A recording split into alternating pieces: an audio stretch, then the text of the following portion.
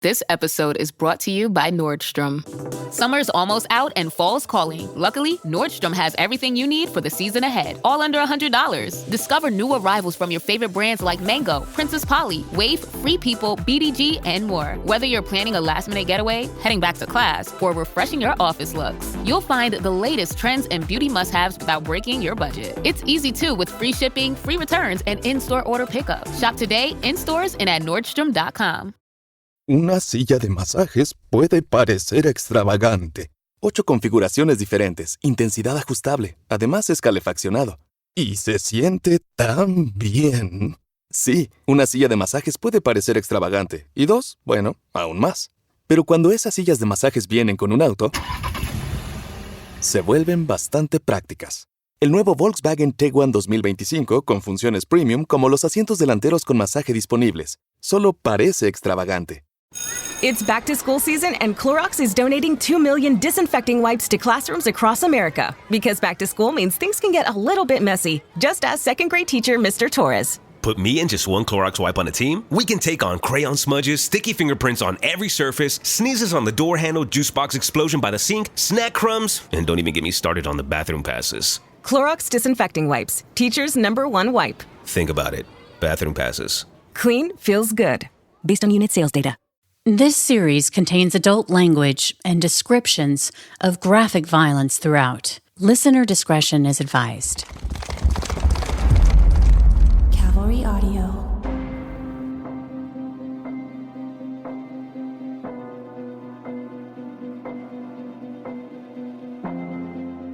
The opinions and views expressed in this podcast by those individuals who are interviewed for the Murder Chronicles are their own and do not necessarily represent those of Cavalry Audio. Hey Murder Chronicles listeners, this is Carolyn, and I strongly recommend listening to episode 5 of the Times Square Torso Killer before listening to this week's episode.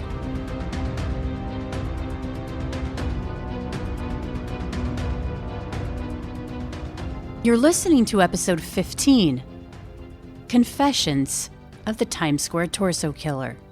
You know, I had this very brief encounter with Richard Cottingham as he was fleeing the scene of the double torso murders, I believe carrying the heads. He disputes that when we speak about that. That's Dr. Peter Vronsky.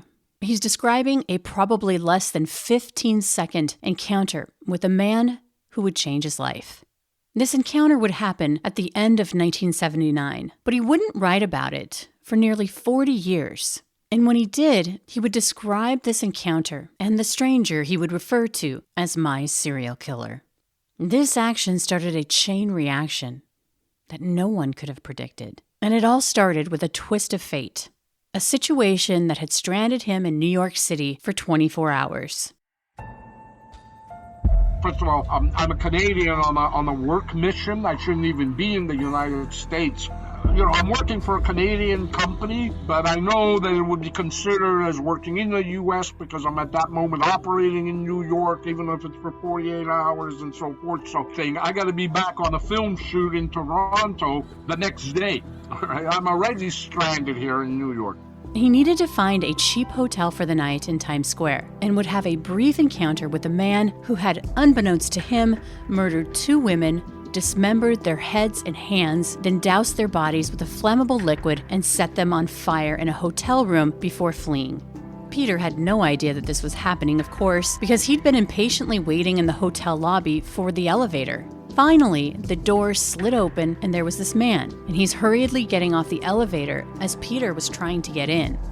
He thinks that when he bumped me on the leg that he was actually carrying the implements that he had used, the saw, all the restraints that he had with him, the straps, instruments of torture. That's what he had bumped me with, not the heads, that he had taken out the heads at an earlier moment prior to my bumping into him early that morning. About, I'd say, 20 minutes before the fire department arrived.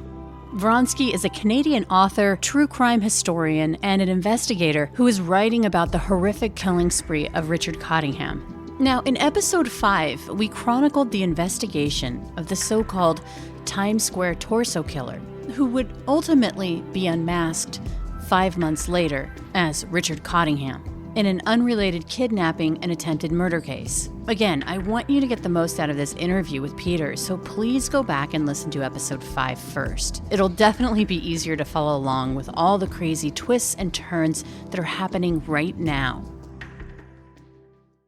In episode 5, I made a plea to Peter, Vronsky, and Jennifer Weiss. Jennifer is the woman who some might say has done the unthinkable. She befriended the serial killer who murdered her mother. Here's a cut from Jennifer from an interview from NJ.com. Everybody deserves to be forgiven for things in life. The magnitude of what he did is unfathomable, but I became friends with Richard for my mother's sake and for my quest. I desperately wanted to find Dita's skull, and that is the driving force behind what I'm doing. Whether or not he's telling the truth or not, we are getting bits and pieces of the truth. I'm doing this for the mothers who lost their daughters and my own mother. Now, when I was putting together episode 5, I had really wanted to speak to both Jennifer and Peter, because for more than 5 years, since 2018, they have visited Cottingham in prison more than 30 times. They've exchanged countless letters and phone calls too, and I was really looking forward to speaking with them, but unfortunately, they declined my interview requests. If you'll recall, Peter said, "Hi, Carolyn. This is currently a rapidly unfolding case Jennifer and I find ourselves in the middle of, with numerous confessions we are facilitating. We are not really able to interview on it other than the few sound bites we have given to media to get other jurisdictions smelling the coffee. Maybe further down the line." Talk about a tease, right? But the good news is they both listened to the show and they really liked my work, and they heard my plea. Here I am at the end of episode 5, asking Peter and Jennifer to come on the show. So Jennifer and Peter, if you're listening, reach out to me. I'd love to speak with you about the amazing work that you're doing on this case. Just days after the Times Square Torso Killer episode dropped, both Jennifer and Peter reached out, thanking me for the episode, and they also agreed to an interview. Unfortunately, Jennifer wasn't able to make the call. But today, Peter Vronsky shares some never-heard-before details as he pulls back the curtain, sharing insights of his and Jennifer's process with Cottingham. He'll also update us as to whether they've come any closer to realizing Jennifer's quest to make her mother whole again. Her whole purpose in talking with Cottingham was to reunite her mother's body parts that Cottingham had so brutally removed after he murdered her. And we'll dig into all the whys. The biggest, of course, is why now? Richard Cottingham has been locked away since 1980 after he was convicted of 5 murders. But because of what Peter and Jennifer were getting from him during these interviews over the last 5 years, it's coming to bear that those 5 murders that he was convicted of back then were just the tip of the iceberg, and that Cottingham's grisly deeds more closely resembled the work of serial killer Ted Bundy in terms of how prolific he really was. Something Peter will explore in his new book, American Werewolf. Because when it comes to Richard Cottingham, every night was a full moon. Called American Werewolf, and it's looking at how Richard Cottingham, first of all, was not caught. You know, Richard Cottingham is only 18 hours difference in age from Ted Bundy. When you look at what he did and how little known he is, and how soon Ted Bundy was caught, the great serial killer genius Ted Bundy, Cottingham is an extraordinary, anomalous serial killer from an extraordinary era, that so-called golden age. He is the last of them, I think. He was, in that Ted Bundy way, lured women, except he didn't have that kind of necrophilic need to destroy them in the way Bundy did.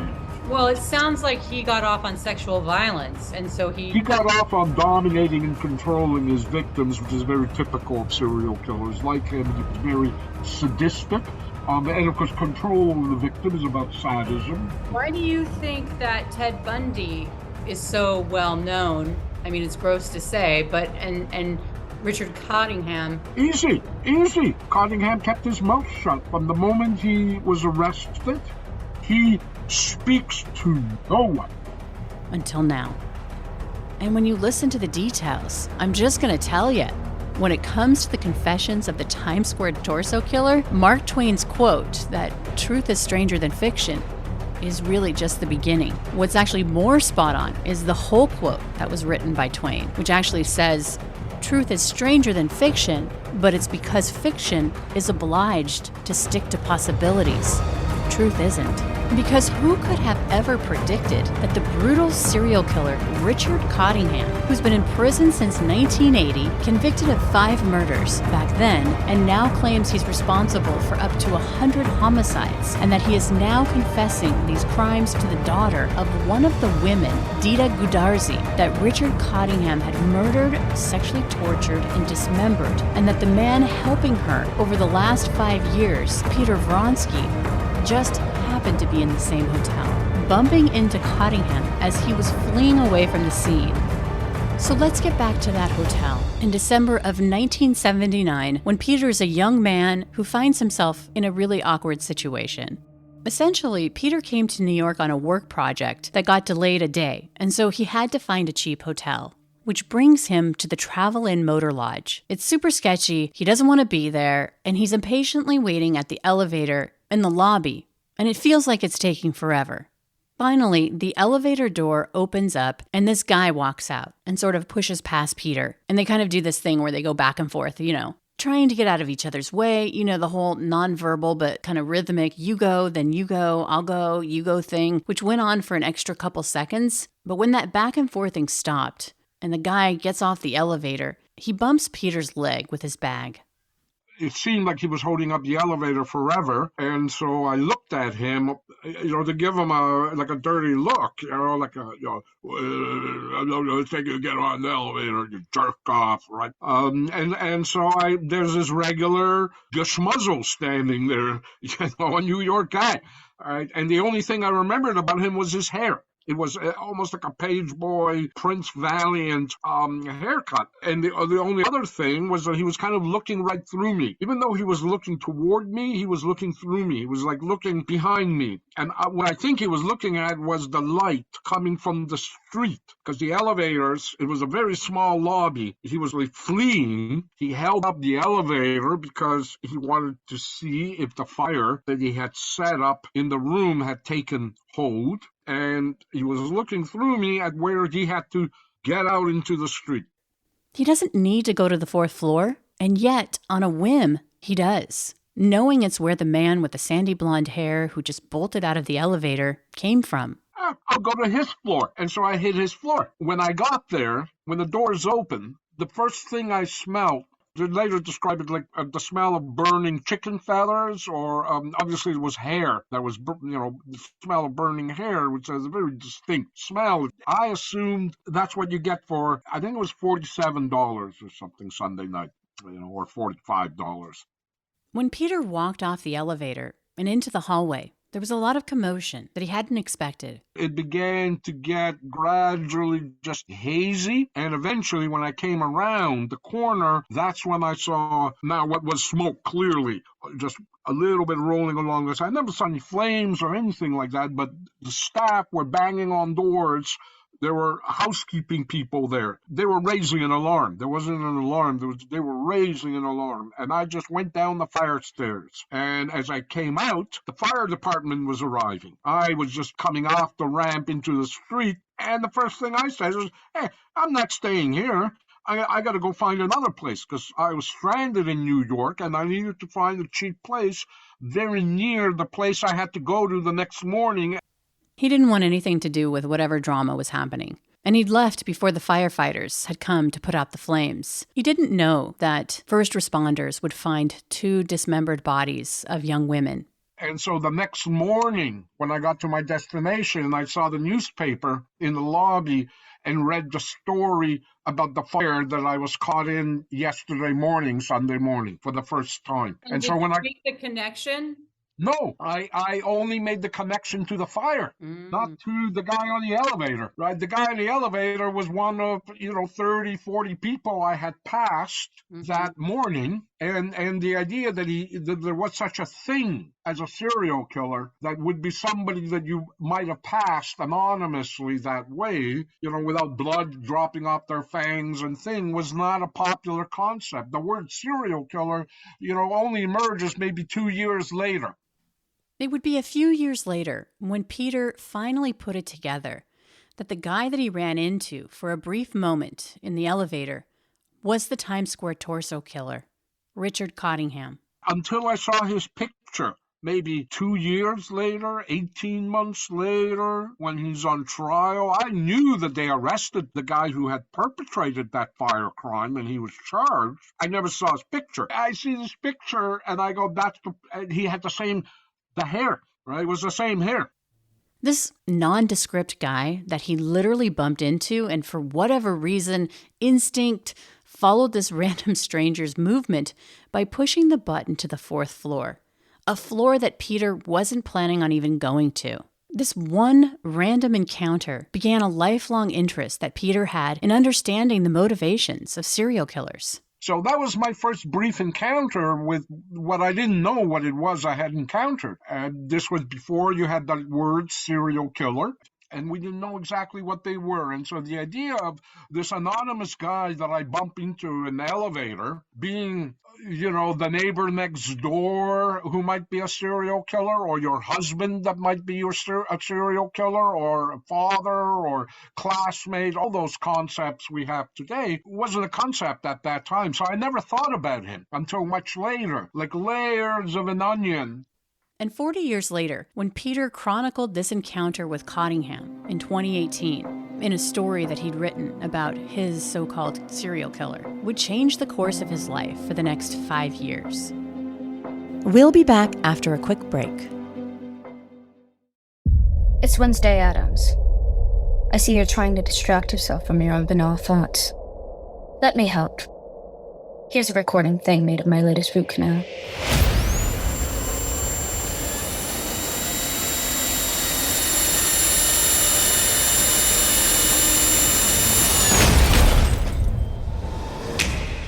Wednesday, Season 2, begins August 6th, only on Netflix.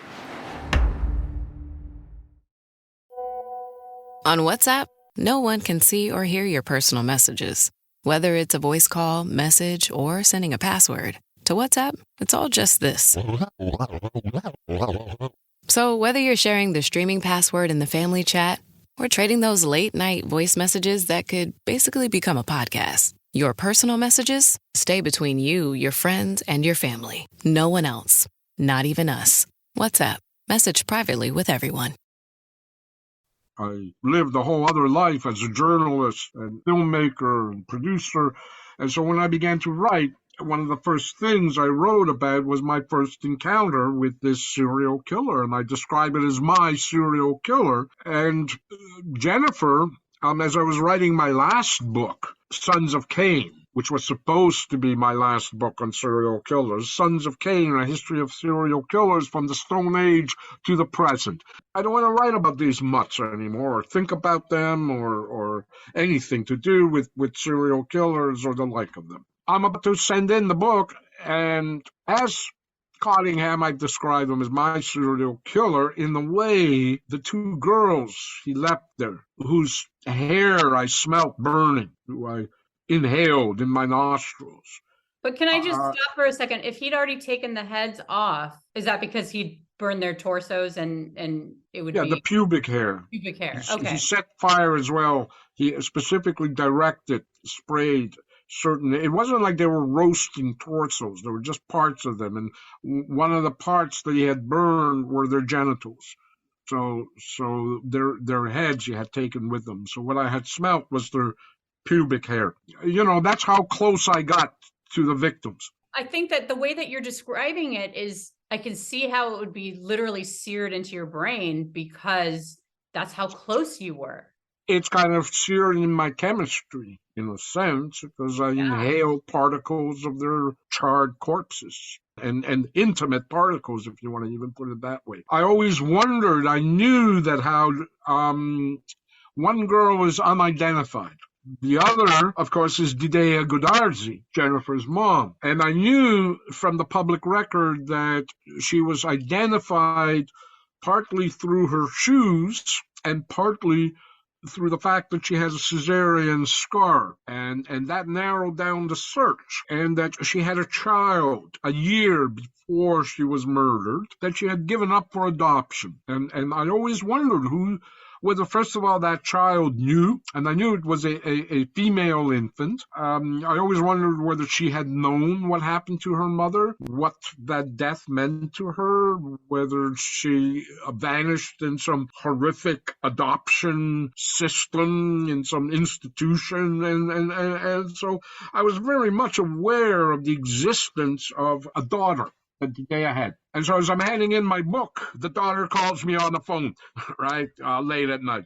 It's Jennifer. And she introduces herself to me, and she read my book, and she tells me that she start telling me her story, and that's it, right? And she tells me she's searching for her mom's severed head. She wants to reunite it with the torso. When Jennifer and Peter met, he was struck by the family resemblance. Jennifer is the spitting image of her mother, Dida Gudarzi. And by 2018, Jennifer had already initiated a letter-writing campaign. The letters led to Jennifer talking to Cottingham on the phone and ultimately actually meeting him in person multiple times, where she gained Cottingham's trust and later was able to get Cottingham to agree to speak with Peter, who in a way wanted to confront his own demons. Well, demon, the man that he'd met in the elevator, who had changed his life.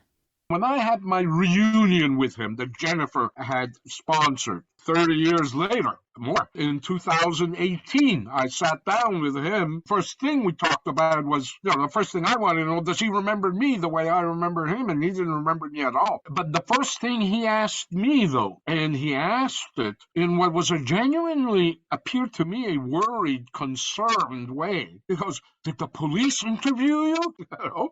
And they didn't. But had the police interviewed me, I couldn't tell you whether he had a mustache or not. But I would have made, I imagine myself as a terrible witness, but I do remember the haircut. And the other thing I remember, other than the kind of blank look in his eyes, was, there was like a sheen of sweat on his face. Well, yeah, I mean, he'd murdered two people, you can imagine, and set them on fire. So, well, he was and chopped their heads off and hands as well. And then cleaned up the room. They found not a single usable fingerprint in that room. He was in that room for 3 days. Imagine cleaning out a room that way. Peter explains that Cottingham's hairstyle back then really made an impression. It was the thing that he remembered most about that encounter in terms of Cottingham's physical appearance. Got very insulted when I talked to him about that because he says, I was wearing a wig. No, dude, you had the same haircut at trial 2 years, 3 years later. This is an interesting point. He's just constantly lying, right? Like, you have to parcel out, like, what is truth and what is just his fantasy. And it's all like a poker game to him. Like, why lie about something like that? He's already in jail forever. Yes. Why lie about that? And a lot of things he's lied about because he's embarrassed about them. It's interesting, too, that since reading all the police files on the Torso murders, there was another witness they traced her down by her credit card entry. She was standing right behind him in line when he checked in. She was the next check-in. She could only remember one thing about him. And she said he had really nice hair. It was blow-dried in a strange way. Interesting. Yeah. Peter goes into detail the work of interviewing Cottingham, that Jennifer has a way of getting the serial killer to open up like nobody else. And all the while, Peter is there, taking it all in, because he needs to figure out who these victims potentially are, where they were murdered, the circumstances of their murders, and if they're really a Cottingham victim. Serial killers are notoriously compulsive liars. Everything they say needs to be vetted and corroborated with evidence. Peter talks about the weighty responsibility that he has come to feel, not only to the victims, but to their families.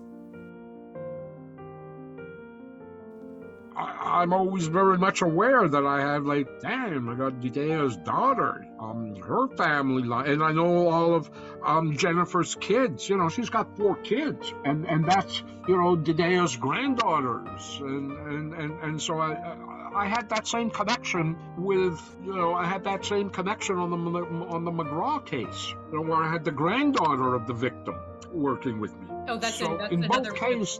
There's this strange, you know, intergenerational victim, almost supernatural presence, and certainly in the case of Jennifer's mom, Didea, that kind of connected to me in the way other cases started coming to me also in the same way, almost orphans.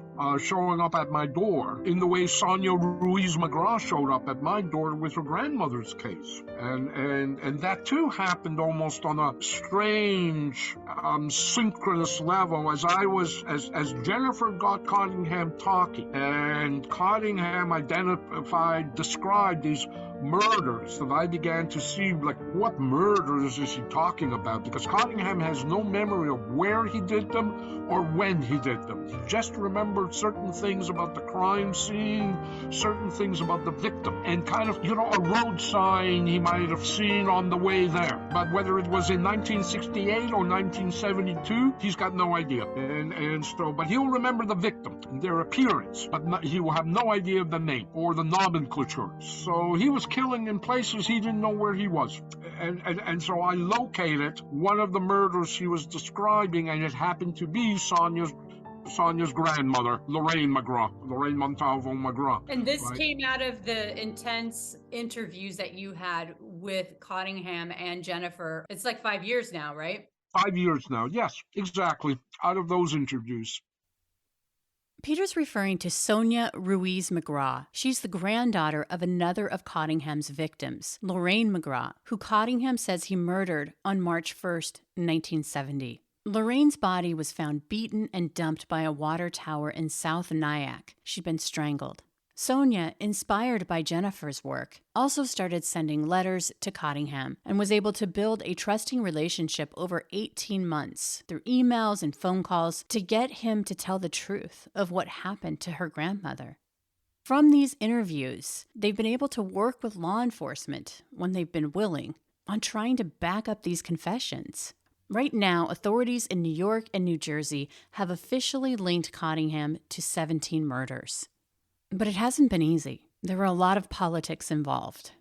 And one particular interview that Jennifer did when COVID started, where on the one crazy occasion, the police saw their way through, and it was a huge task force of police officers from New York State who brought Jennifer into the room for half a day with Cottingham. The one time they did that, and out of that, as a result, that 6 hours of Cottingham with Jennifer, for sure, 6 cases got closed in New York, including the case that I worked on then to close it with Sonia Ruiz McGraw, the murder of McGraw in Rockland County. That was closed in May and announced in June 2022. And the 5 cases, well, I should say out of the 5 cases Nassau County closed and announced last week, as a result of what Jennifer got out of Cottingham, I was able to put together 4 of them. Because you have to convince, when you go to a police department and you want to persuade them that there are unsolved cases linked to a particular perpetrator, and I'm only working with one perpetrator. So not like I'm solving all these different cases with different perpetrators. This is an accident that I fell into that I know Cottingham better than anybody else. In fact, Cottingham has told me that, he said to me, you know me better than I know myself. And what he meant is that I factually know him better. I know stuff about, his grandparents that he did not know. He was shocked to find out things that his family hid from him, and where he was and when, and I read all his medical records and his employment records. I mean, I know his history. I may not know his personality or his psychology better than him. I don't think anybody will ever will, and I don't think he knows himself that way. He's an enigma to himself. I noticed a little skepticism in your voice when you talked about they let Jennifer in for a half a day, like it was a victory for this to happen. Yes, yes, absolutely. Absolutely, because then it became a huge, huge battle to act upon that.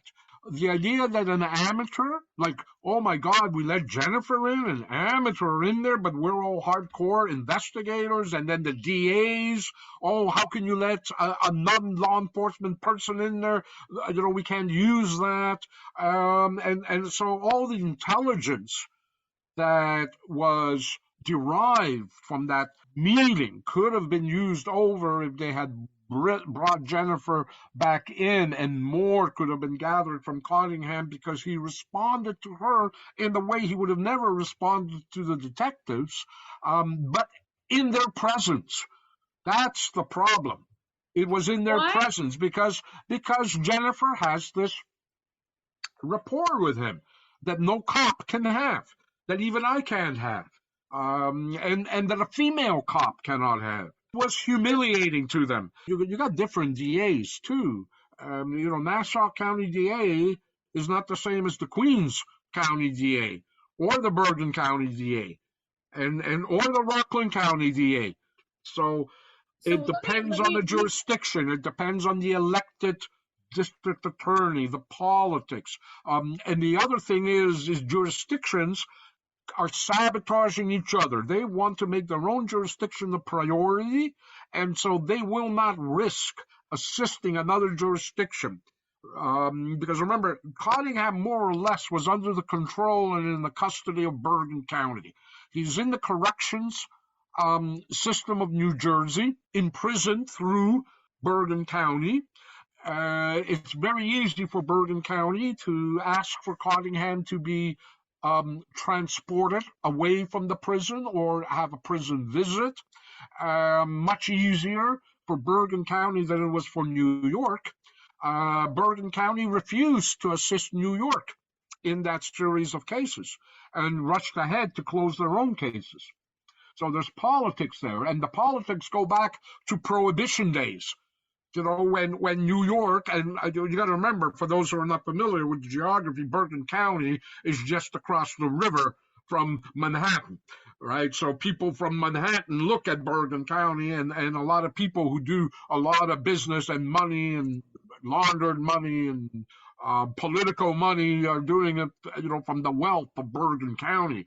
This is a very, you know, it's an extension of New York, and it's as a power center, and the police departments there, they're rivals going back, you know, back to the, gangster days, like who stole whose bribes over whiskey transport across the Hudson River, kind of old Hatfield and McCoy rival days that they don't even remember why they hate each other, but they won't talk to each other. They've already gone out with NYPD looking for that bag that Cottingham claims to have put the severed heads and hands from Dita Gudarzi and the still unidentified young woman who was with her. And of course, the million-dollar question: will Cottingham give up the information that Jennifer needs to restore her mother? More Murder Chronicles after the break. This Friday, Jamie Lee Curtis and Lindsay Lohan are back to switch things up in Disney's Freakier Friday. Totally, yes. It's an absolute riot, Woo! And the only movie that can be described as so much weirder than the last time. What last time? It's the frequel. You ready? We've been waiting for. That absolutely slays. What deeply out-of-touch old person came up with that? You did. Wow. Don't miss the comedy event of the summer for all ages. Disney's Freakier Friday, in theaters this Friday. Get tickets now. Rated PG. Parental guidance suggested. This episode is brought to you by the world's first reposado from Tequila Herradura. Made with slow-cooked, hand-harvested agave sealed into oak barrels and aged 11 months. Before being enjoyed in your glass. Experience the world's first reposado, Tequila Herradura. Please drink responsibly. Responsibility.org. Tequila Herradura. 40% alcohol by volume. Imported by Brown-Forman, Louisville, Kentucky. Herradura is a registered trademark. Copyright 2025 Brown-Forman Corporation. He's told us where they are, and I've taken him through it again about 5 months ago. I've gone through it with him again, and I asked him for extra details.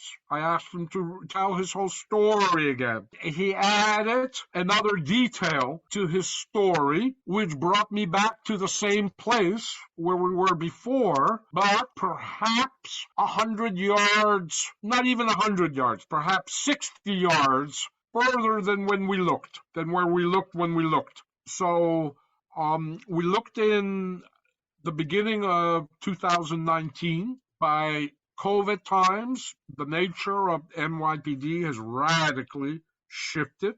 Through that period, cold cases are no longer a priority for them. They're forgetting them. This search will happen, but it will happen now under the auspices of a television show. So that's how it's going to happen. They'll pay for it. We'll find those heads. You're still dedicated to finding them. Before, it sounds like you were trying to work with NYPD to find them, but you don't really need them because Cottingham is a direct conduit to finding it. Do you need to? Yes, well, it would have been nice, and they made the effort, because NYPD made the effort, because now we have all sorts of techniques with which we can identify the other girl.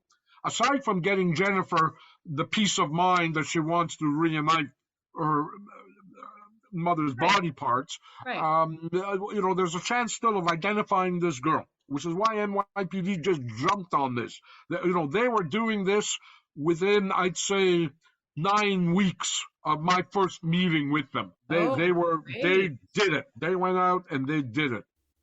Before we wrapped up our interview, I wanted to discuss with Peter the mind of Richard Cottingham. After spending so much time with him, he of all people would be able to explain the serial killer's motivations for finally opening up. You mentioned it a little bit earlier about her ability to make a connection with Cottingham, which probably makes her, sick inside. I don't even want to imagine what that's like for her. But why were the police they can clearly see that she has a connection. They can see that you guys have a special connection to each other and to the case. What is the threat? Because, interviewers, interrogators, that's the strategy that they employ all the time. Hey, I think you have a better connection with this person. You take the lead. Because they're limited by what they can do.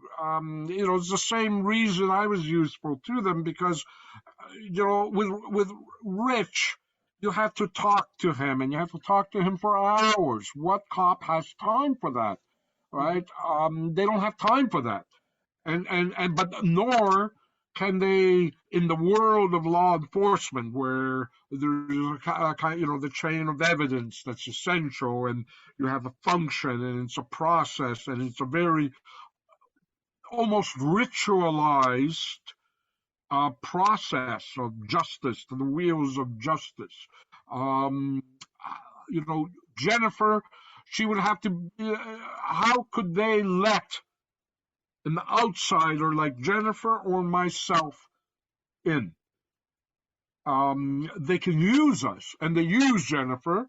They used me, but they can't acknowledge us, because it would be acknowledging their own inability to get that last final X factor. It's not that Jennifer and I can close these cases without the police. Let's just take it in the case of Cusick in Long Island, where there's a DNA case there. A lot of people did a lot of work, but Jennifer, in the end, Jennifer got Cottingham talking about doing something out on the border of Queens and Nassau County, right? In that 4 hours. Nobody knew what it was, who it was, when it was. I pieced together, talking then to Rich, and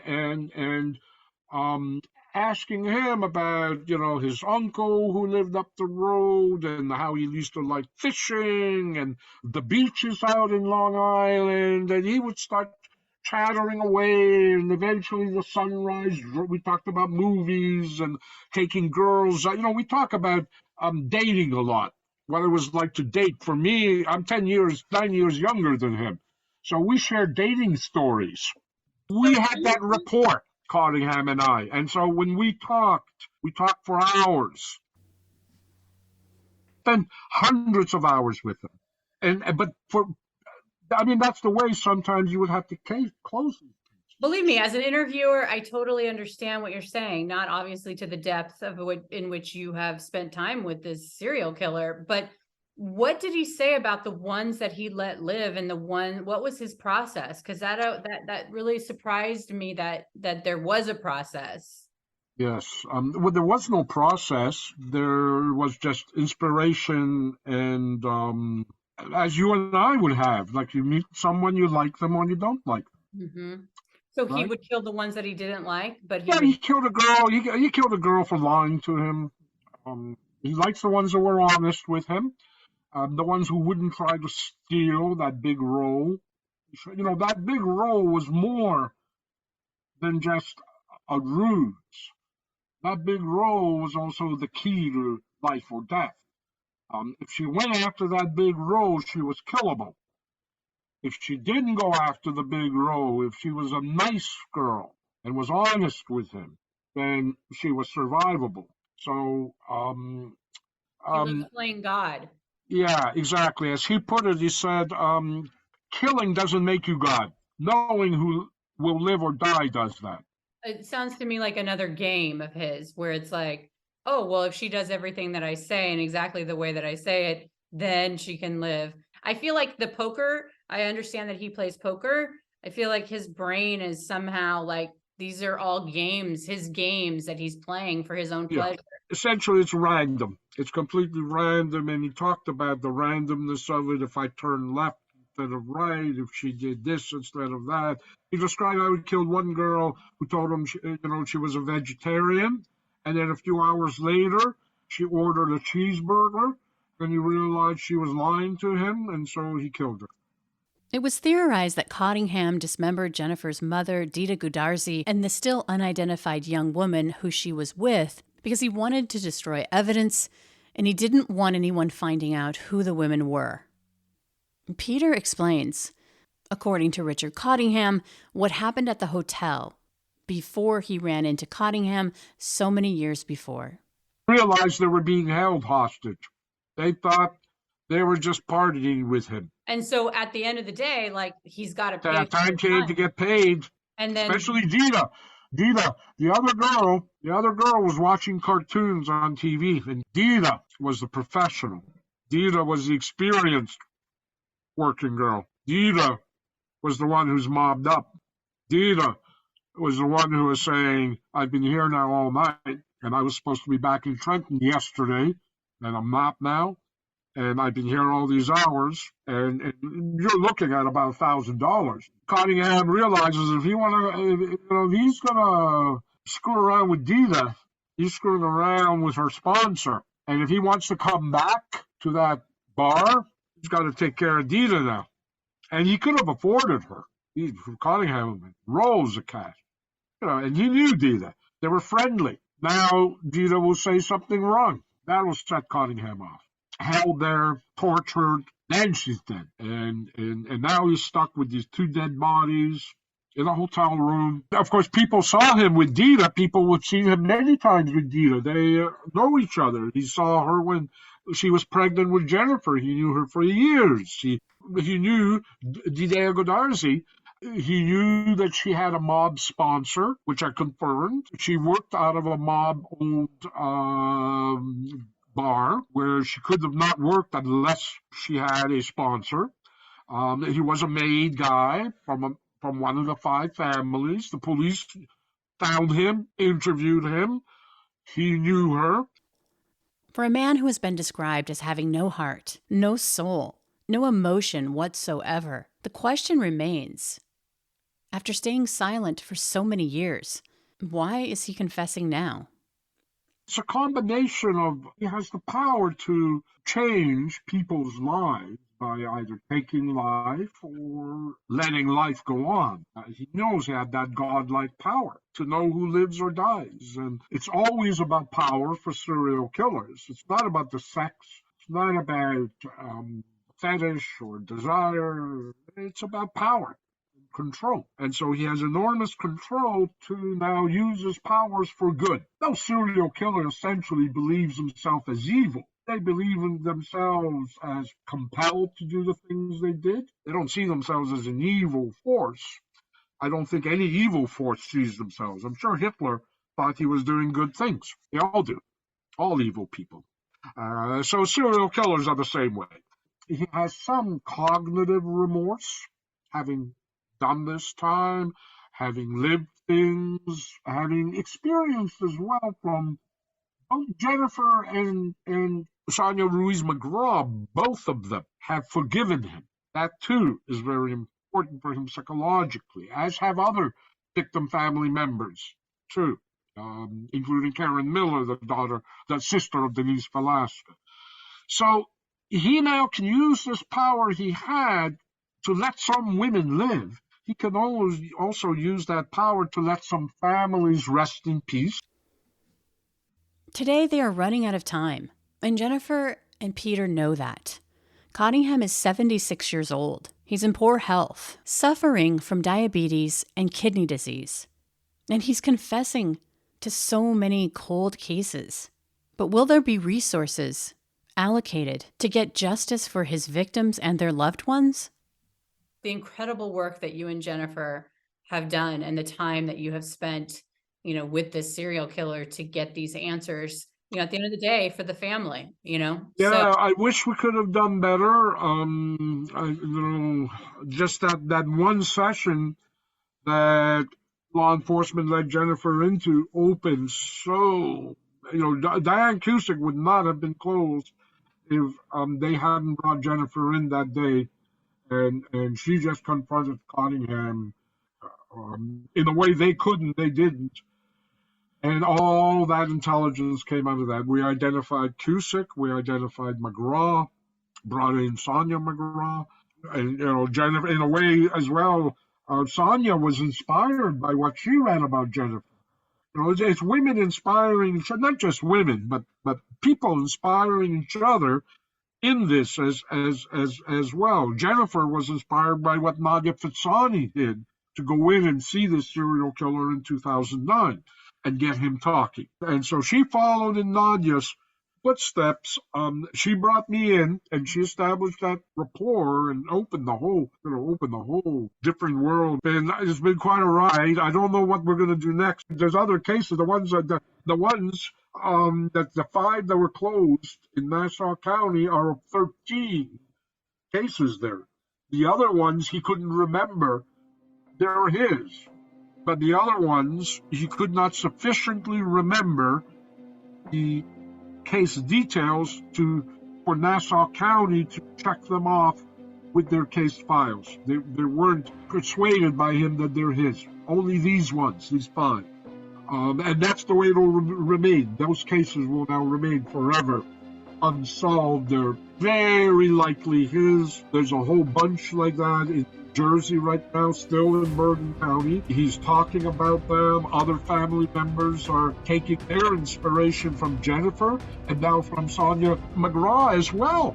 A lot of these families are dealing with generational trauma because of Cottingham's ruthless and horrific crimes.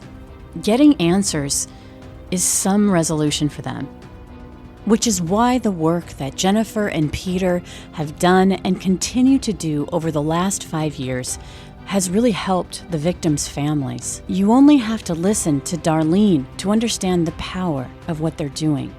Darlene, after 50 years, recently found out that Richard Cottingham murdered her mother, Diane Cusick, when she was just 3 years old in 1968. I was just in shock, but happy, that finally we're getting somewhere. We have an answer. There's a DNA match. They also said besides the DNA, they also had, we're building a strong case. And I was just so grateful and thankful and hopeful again. In December 2022, Richard Cottingham was sentenced to 25 years to life for killing Darlene's mom, Diane Cusick. Before I let you go, I wanted to thank you for listening and subscribing to the Murder Chronicles. And If you're interested in an ad-free option that also gives you access to bonus content where my producer, Brandon Morgan, and I discuss the episodes every week, please subscribe to Cavalry Plus on Apple Podcasts.